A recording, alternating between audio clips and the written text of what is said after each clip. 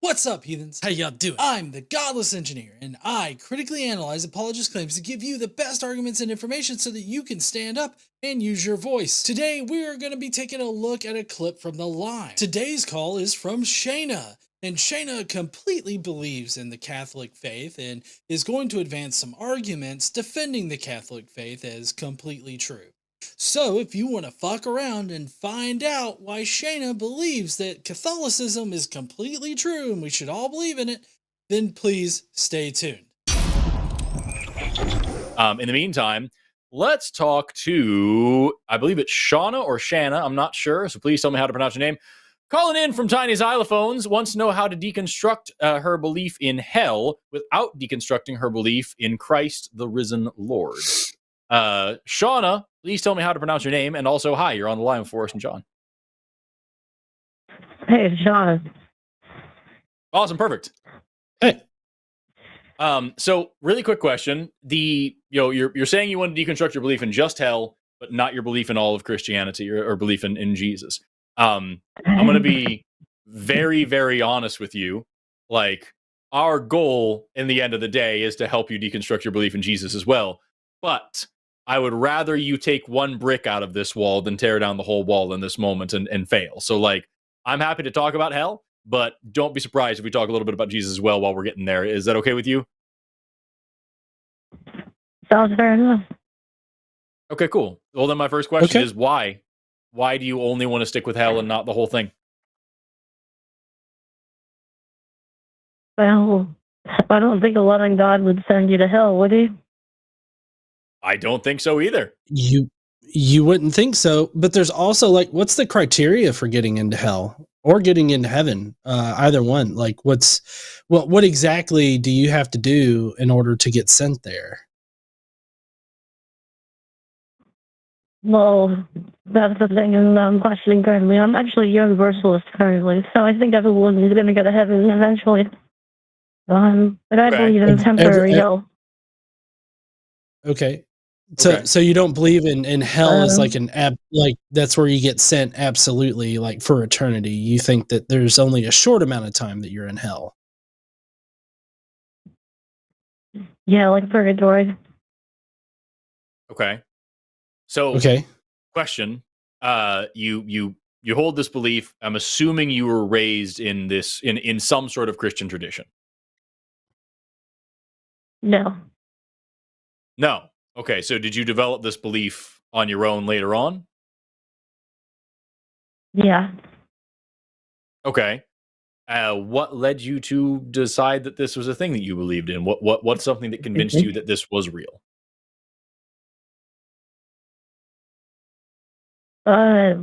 It's the ancient faith of my heritage. I'm Italian, so my whole family for 2,000 years has been Catholic. So why wouldn't I be? Sure.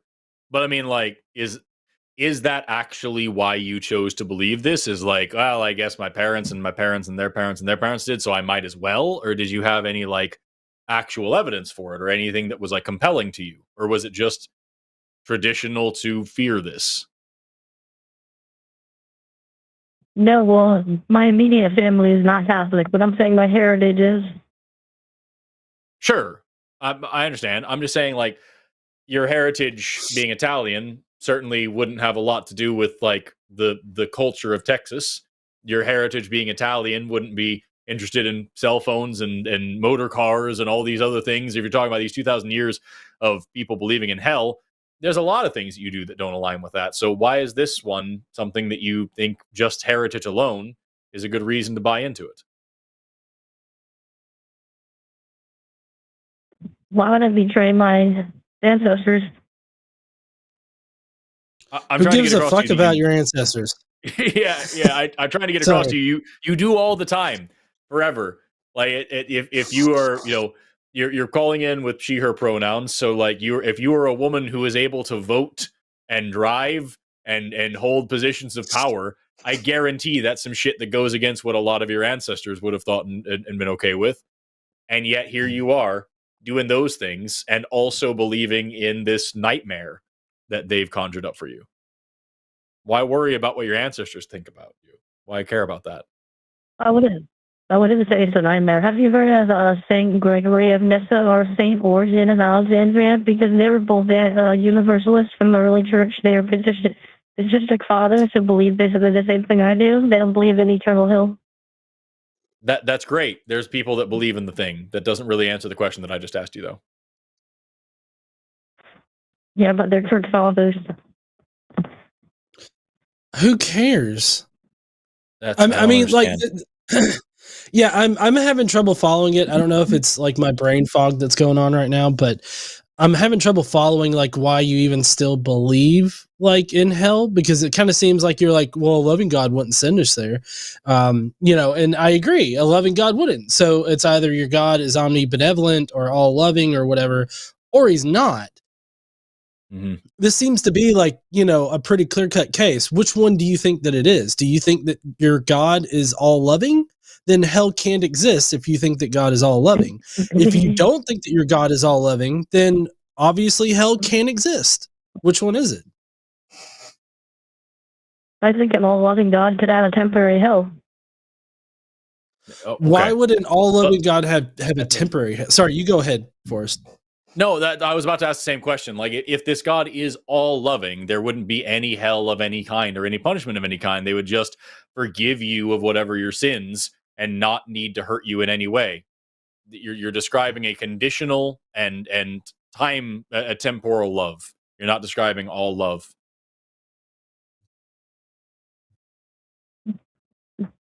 Does a child, when a child puts their hand on the stove, they're getting punished, right?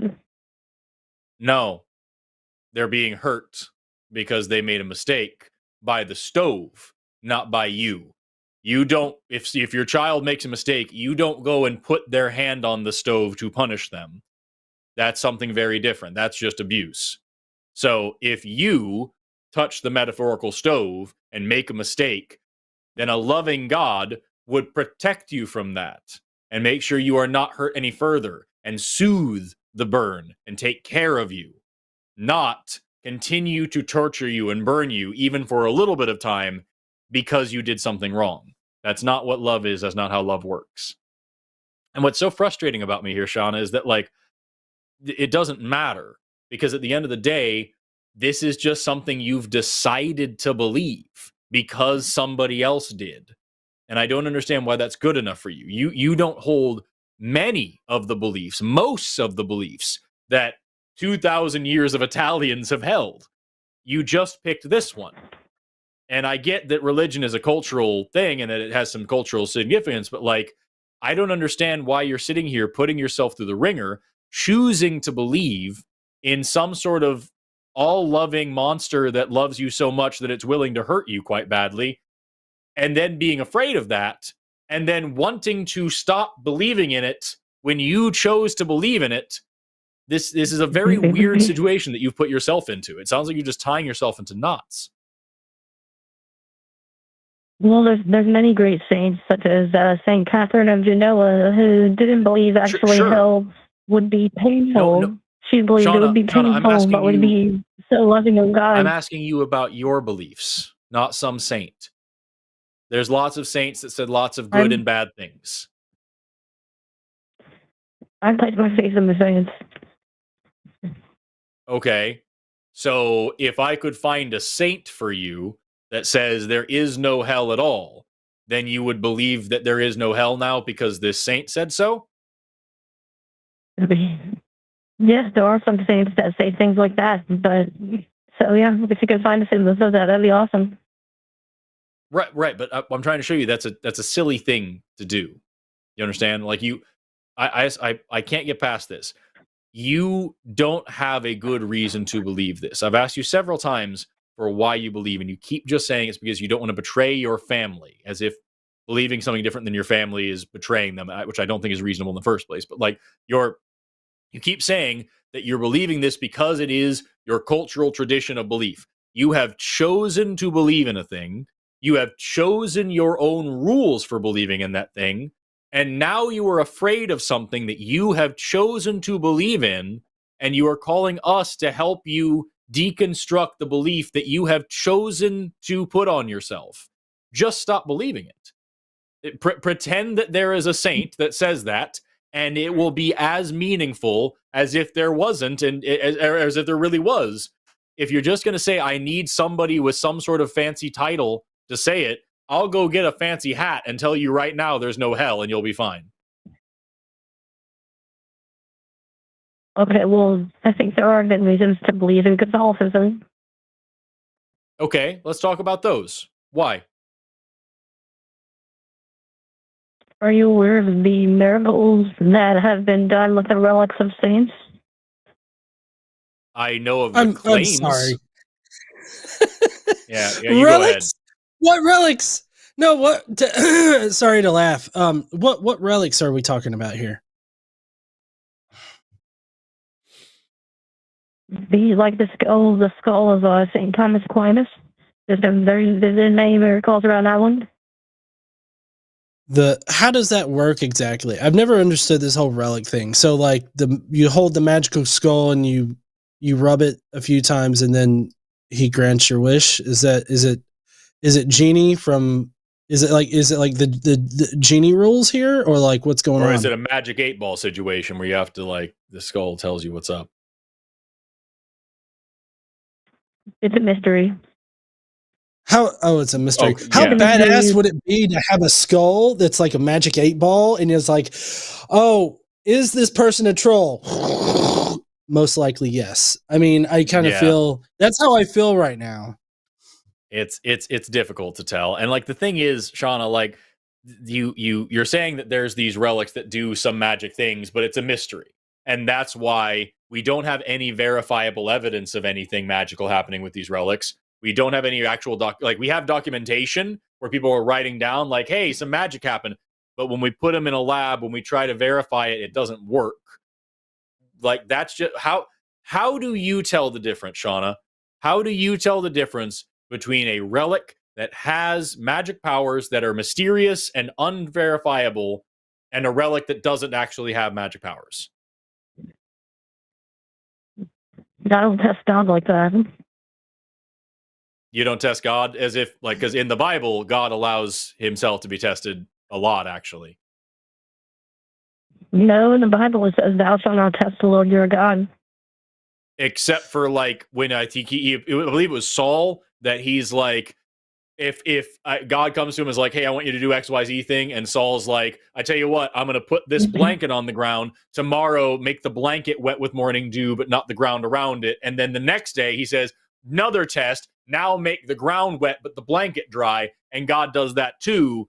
There's several times in the Bible. Jesus Christ himself, when Jesus appears to the apostles after his resurrection, he comes amongst the apostles, and Thomas, St. Thomas, says, I don't believe you're really Jesus. I want to put my fingers in the holes in your hand and the hole in your side and the holes in your feet to feel that you're really God. And Jesus says, yes, come on. And he fingers Jesus a whole bunch and then says, you are my Lord and God. And then the next line in that chapter says that Jesus provided much more evidence and allowed himself to be tested and provided many more ways for the apostles to know. And now here you are, Shana, 2,000 years later, reading the newest translation of the newest version of the newest interpretation of this particular Bible that you like, and choosing which parts of it you want to believe in based on how comfortable they are for you and how many of your ancestors believed in them. You don't care about the history of the church. You don't care about the atrocities of the church. You're just deciding to believe in a thing and looking for someone with authority to tell you that it's okay not to believe in it anymore, even though you're the only person who has allowed yourself to get into this belief in the first place. I don't understand why you're twisting yourself into so many knots in order to perpetuate a belief that you don't even want to have. Okay, well, I want to allow you to go into the church because I'll have you know that the church has done many great things throughout history. First of all, rape kids, and also has raping kids and done the Crusades is another big Those part of are great achievements for the Catholic Church. God. Sorry, I get nervous and I laugh. On Reddit. That's the kind of thing you hear on Reddit? No, it's literally a fucking thing that's been like cataloged across the world. was it a good thing? Like, because what tends to happen is that a priest will rape a child or two, and then rather than being punished in any way, they will just be moved to another parish. Do you think that's justice when that happens, Shauna? No, I don't. But do you realize that Pope Francis is significantly more progressive than Joe Biden or any Democrat or even Bernie Sanders? Doesn't matter. It doesn't matter. Does it matter? You're calling in because you believe in this thing because for 2,000 years people have believed in it. And now you're going to say, yeah, but fuck all that 2,000 years of the Crusades and of pedophilia and of stealing money from indigenous peoples and of forced conversion and of genocide. 2,000 years of absolute atrocities. Fuck it. Because right now, Pope Francis is a pretty progressive guy. Are you serious? Well, the Crusades were defensive. No, they weren't. They were See, defensive? This is the thing, dude. Yeah, this is bullshit. This is absolutely bullshit. If it's that's the kind of defense that we say that Israel is defending itself right now. That's the kind of defense that the Crusades were. Giving people absolution, saying that you get to go to heaven if you murder as many Muslims as possible, isn't fucking defense, dude. This is ridiculous. I don't think you're serious. Are you? I wonder if you're operating off of the concept that the best kind of defense is a good offense, and like, yeah, I don't know. Like it's defense only because we're really good at the offense. John, I think they would be speaking Arabic right now if we didn't have the Crusades, to be honest. So, would that be a bad thing to be speaking Arabic? Well, we'd all be Muslims, so. Would that be a bad thing to be a Muslim? Yes, if Islam is false, yes. Oh, what okay. makes Islam the false? Issue is actually, that's a better question than what I was going to say. Islam is false because it's founded by a pedophile prophet. Oh, so you do like? Yes, oh God, please. Sorry. No, tell me more about how you don't like pedophilia. It's a dramatic change in tone. Well, yeah, I don't like pedophilia. Shauna. Okay, so then you could condemn when your church defends it. Yes, of course we condemn that. Right. Okay. Well, hold on. If you a long time. Yeah. They haven't. For one thing, they haven't. The Catholic. Let me give you a breakdown. The Catholic Church maintains $1 billion savings account to pay off victims of Catholic sexual abuse. That's one. Two. All over the world, Catholic parishes and Catholic churches and everything like that have been routinely put on blast and have been charged in the public for circulating pedophiles throughout the church. Only a few small outlier times have they ever actually dealt with those priests, kicked them out, and defrocked them.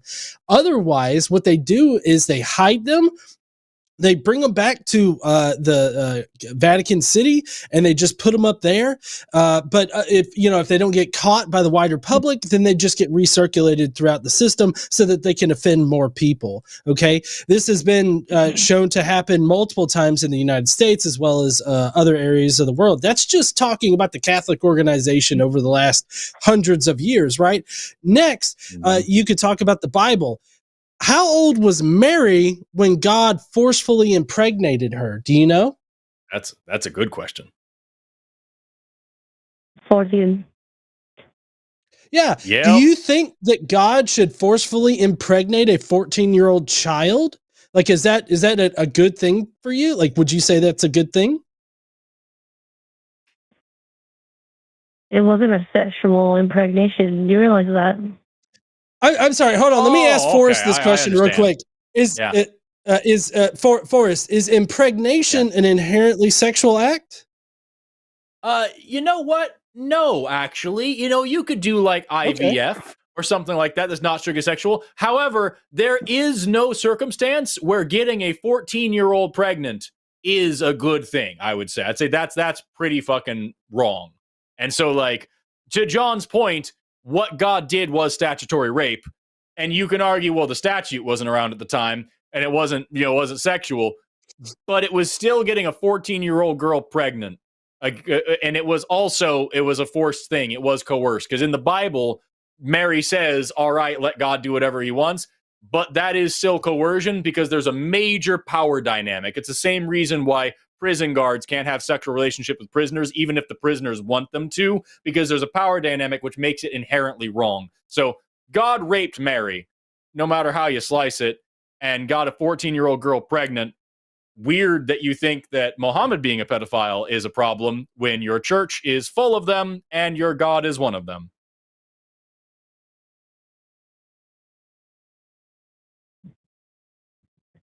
God is not a pedophile. That's ridiculous. Okay, so if you want to be technical, he's a hebephile in that particular instance, because hebephile would be that particular age range. But I mean, I really think that we're pulling. Now. Yeah. Well, I mean, I've had to look it up because conservative dipshits always push back on that for whatever reason. But yeah, so hebephile would be technically what God is in that particular situation. But also in the Talmud, you have different regulations for when a father sells his child, his young daughter, into a marriage. That can happen when she's 8. And so, like, considering that girls can enter puberty and become viable for like impregnation as young as like 8 or so, that would mean that, you know, there was definitely pedophilia happening at that time that was sanctioned, or at least seemed to be sanctioned by God. I don't know. Forrest, what do you have to say? That's the Muslim defense, by the way. As someone who has talked to several Muslims on these shows and argued about how it was pretty fucked up that Muhammad married a 6-year-old and had sex with her at 9, that is exactly what they say, is that, well, if they're old enough to bleed, they're old enough to breed, which apparently God agrees with. That makes me cringe hearing that. It's horrific. You fucking said hebephile. I want to hear it from you. The point is, Shana, like, I don't think you're serious. I really don't at this point. It sounds like you're just throwing out a bunch of excuses. And what's frustrating about it to me is that, like, these are bad excuses for being a Catholic. They're bad excuses for defending the Catholic Church. They're bad excuses for defending the Catholic Church's history, thousands of years of history of horrific behavior. And not only that, it is still just something that you just decided to believe in for no good reason at all, and now we're calling us to complain and ask us how to help you not believe in it anymore. I think you're wasting your own time, and you're certainly wasting ours. So I think I'm going to move on from this call, unless, John, you have anything else. Nope. Yeah. Shauna, you chose to believe this. Choose to stop believing it if you don't want to. That's the advice that I would give you. Goodbye now. Please stop practicing Catholicism, because it fucking sucks. Weird call.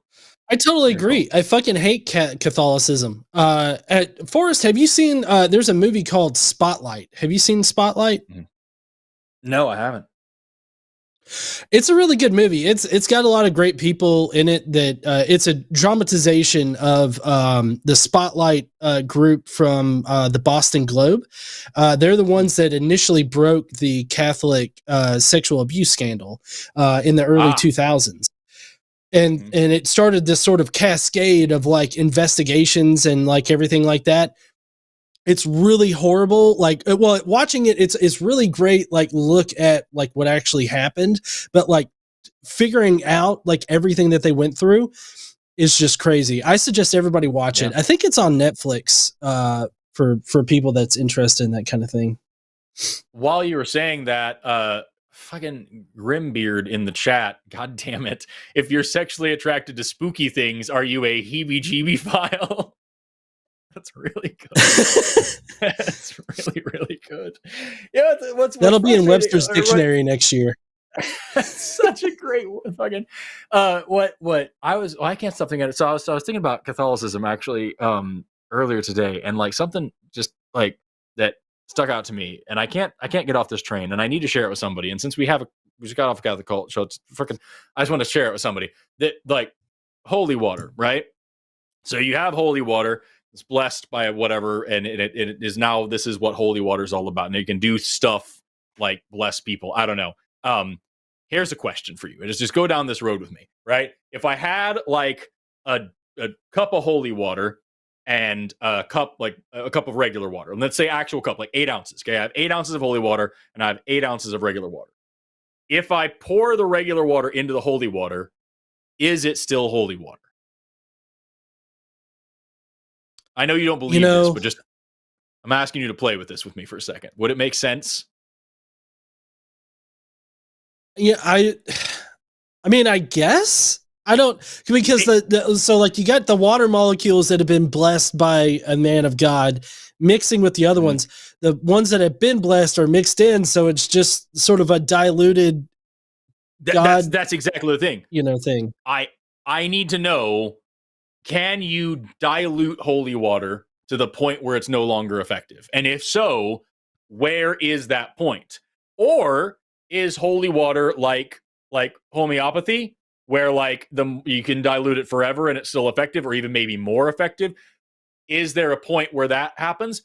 And also, if any of that is or isn't true, it begs the question about, okay, what is actually the holy thing? Is it the molecules themselves, right? If the molecules are what are being blessed and those are the holy things, then can you distill holy water? Can you evaporate and then condense holy water again and make it still be holy water? Or does the physical change affect the magical properties of the holy water? Or is it the incidentals, as Catholics say about like with transubstantiation, whenever they eat the paste bread and drink the wine, it turns into the body and the blood of Jesus, and it's not the matter, the substance of the bread stays the same, but it's the incidentals. The incidentals are the molecules, but the actual substance of the bread changes into the blood or the body of Christ or whatever like that. So like, even though it is still technically bread, it is also literally the body of Christ. Is it like that with the holy water, where the molecules aren't actually affected? It's just some ethereal thing about the molecules. And if so, then the dilution thing raises further questions.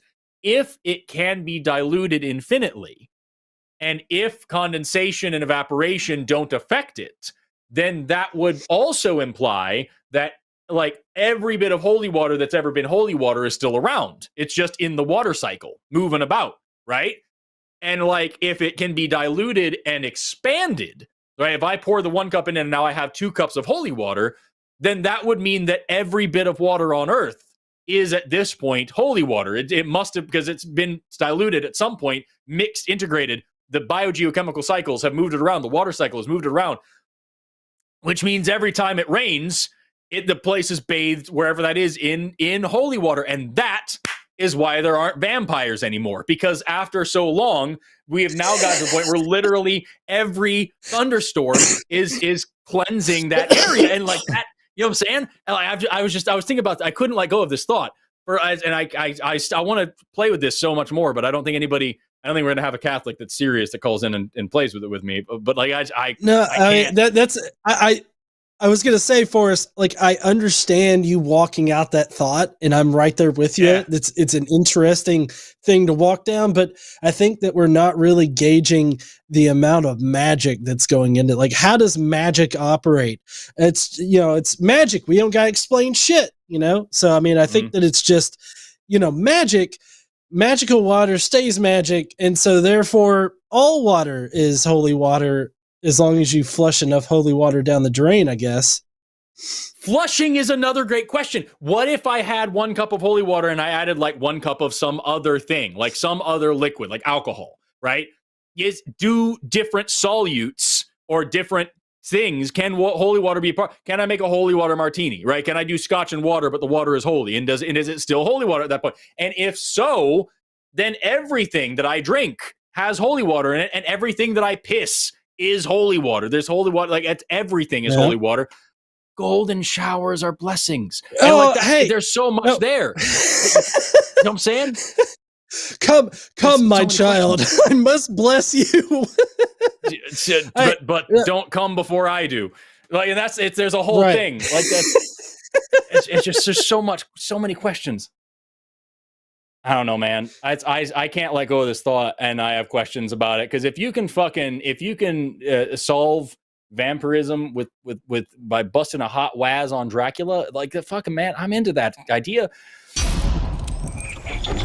All right, heathens, well, tell me, what did you think about Shana's arguments? Do you think that she needs to go back to the drawing board on some of these things? Or do you think that she was spot on? Let me know down below in the comments. And while you're down there, why don't you smash that like button and subscribe if you like this kind of content. Don't forget to stand up and use your voice. Bye, heathens.